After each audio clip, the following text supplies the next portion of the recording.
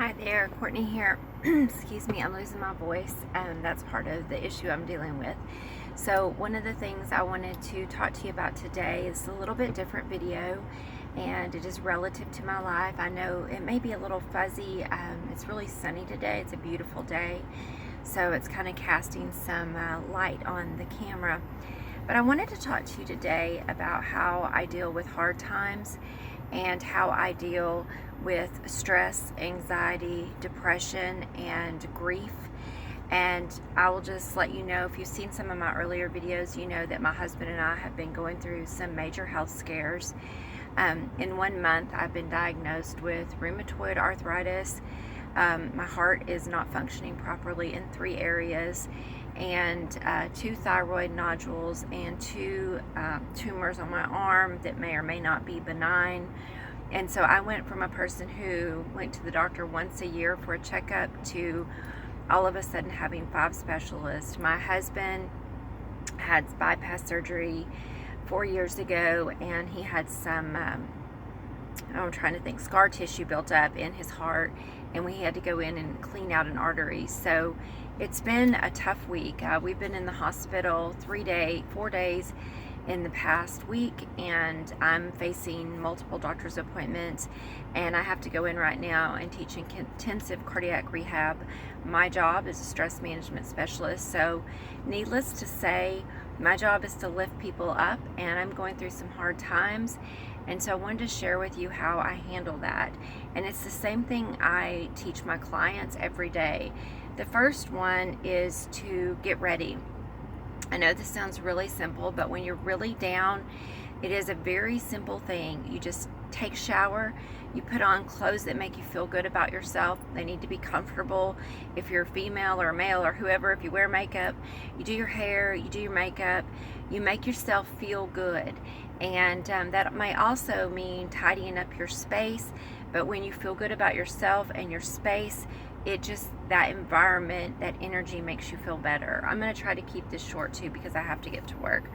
The other one is I use logic over emotion. This is a trick from Al-Anon, a 12-step group that I'm in that is support for people who have lived with family members who have addiction. I think about my emotion versus logic. I'm emotionally dealing with this thing, but logically, I'm okay today. I'm not in pain. I have some minor discomfort, but I'm not in pain. And so logically, I know that the next thing I can do is just to take care of myself, eat healthy, do moderate exercise, try to be positive, get to my doctor's appointments, and try to scale back my life so that I'm not suffering with a lot of stress. So I use logic over emotion. The third thing I do is I visualize. I visualize what I have to do. Now, sometimes I will visualize myself healthy, happy, where I'm going to be in a year from now. Other times I will visualize my day. If I'm having trouble just getting through the day, I may visualize myself brushing my teeth, taking a shower, eating breakfast, cleaning up the house, going to work. I just visualize the steps I have to take. And then the brain, they say that neurologically, if the brain can do an activity, it's not that much different as if the brain had done that activity. And I can tell you, this is probably one of my biggest tips for helping you get through hard times, is visualize the activity before you have to do it, and visualize it going well. The third thing is I ease in, or I lean in. I had been in the hospital with my husband yesterday. It was the 4th day. I had been in the hospital, long hours, surgeries. They would make you couldn't just sit in the room. They'd make you move to the waiting room, back to the room. It was just like exhausting. And I leaned in and tried to find the silver linings. I leaned into the ease of sitting there or listening to a book on tape. I leaned into finding a place to go get a good healthy meal. I try to lean into the comfortable areas of my life, like not focus on the hard, sucky parts of the day, but like, okay, I got to go to Whole Foods and get a good healthy meal. I had a good book on tape I could listen to. I was able to get comfortable in the chair and hang out with my husband. So I lean into the good things. I give thanks. I say gratitude. I give gratitude for what's going good in my life. I think about the place where I live. It's so beautiful. I look out at my horses. I know it sounds like I have a really privileged life, but trust me, if you know my story, it took a long time to get there, and we work really, really hard. I think about that all my children are healthy and they're okay, and that my husband and I are to a place where we're really happy, and I have a husband who loves and cherishes me. So I say thanks for everything going good in my life. Say yes and say no. So I say yes to things that I know will probably distract me or help me. Like, I go to work. The other day I had someone covering for me on Sunday. I teach on Saturdays and my lead teacher teaches on Sundays, but I usually go.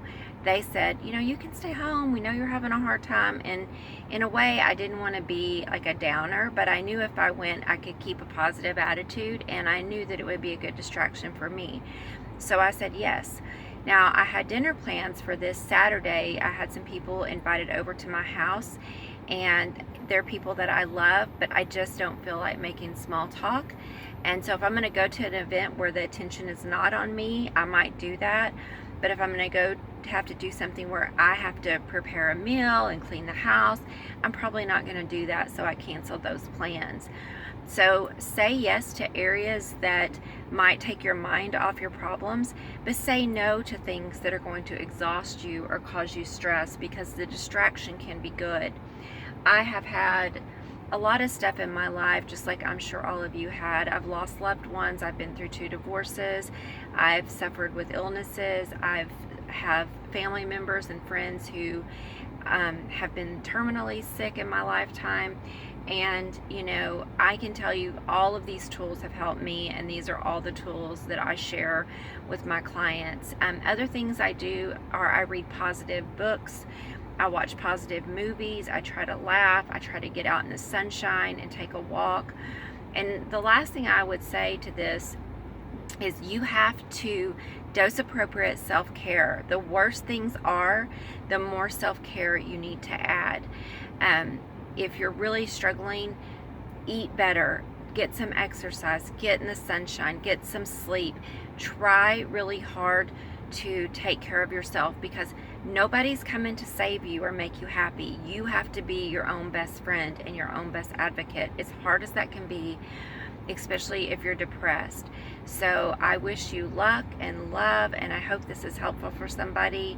This has been on my mind heavily, and so I wanted to share it. Thank you. If you like this video, please thumbs up and subscribe, as this helps more people who might need it see it.